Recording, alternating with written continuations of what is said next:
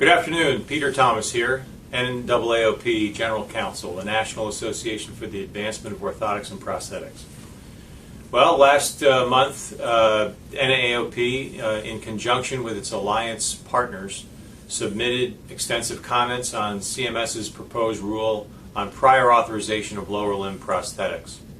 And this month, the NAAOP, along with the alliance, once again, submitted comments on CMS's proposed rule to regulate orthotics. They seem to be regulating orthotics through the lens of off-the-shelf orthotics, or OTS orthotics. But really the regulation that they're proposing applies to much more than that. It truly does apply to prefabricated custom-fit orthotics as well.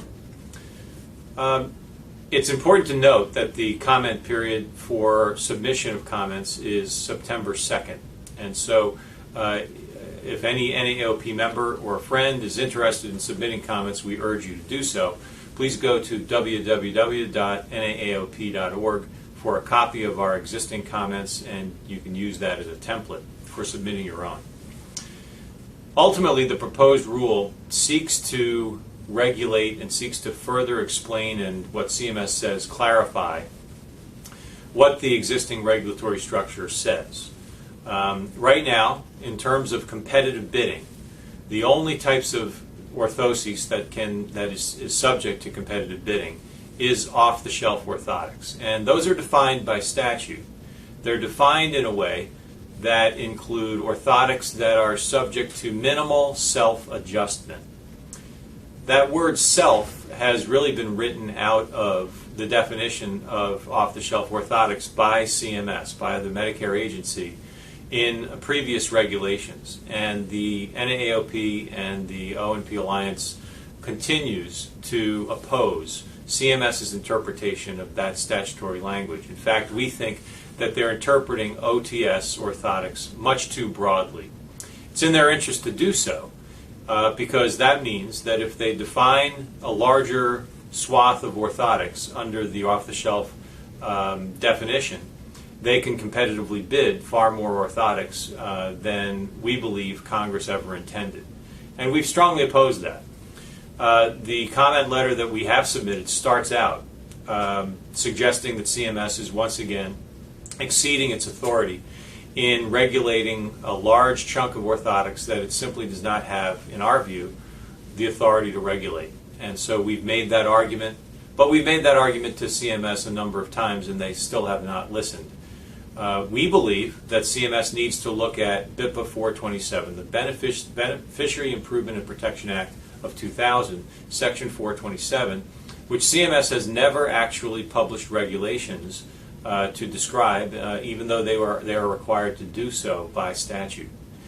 That allows and links the ability to be paid by Medicare for custom fabricated orthotics and prosthetics to the qualifications of the practitioner. And yet CMS has never fully implemented that provision of the law.